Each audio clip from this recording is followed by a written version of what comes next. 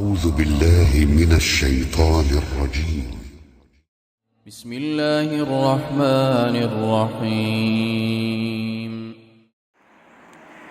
يسبح لله ما في السماوات وما في الأرض الملك القدوس العزيز الحكيم. هو الذي بعث في الأميين رسولا منهم يتلو عليهم آياته ويزكيهم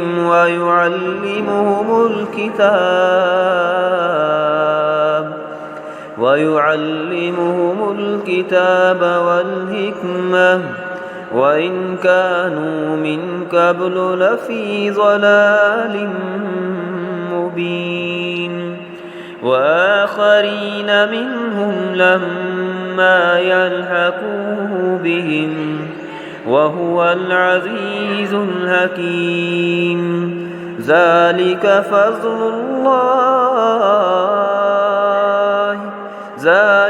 فضل الله يؤتيه من يشاء والله ذو الفضل العظيم.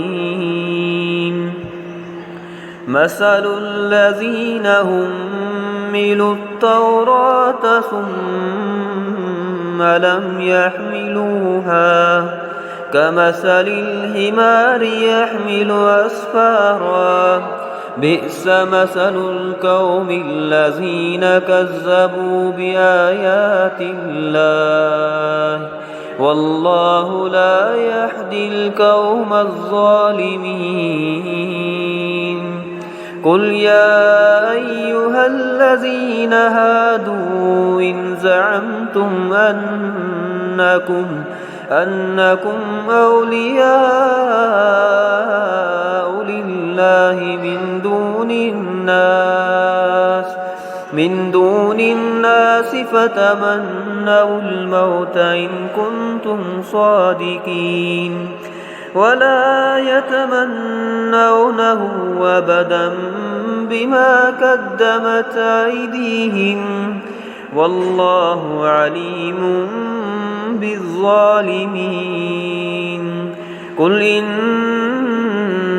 الموت الذي تفرون منه فإنه ملاقيكم ثم تردون إلى عالم الغيب والشهادة فينبئكم بما كنتم تعملون.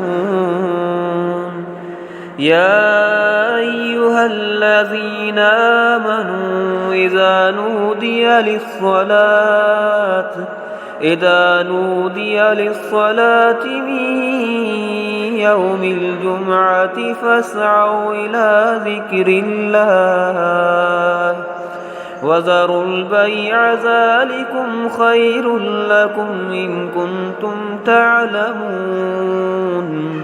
فإذا قضيت الصلاة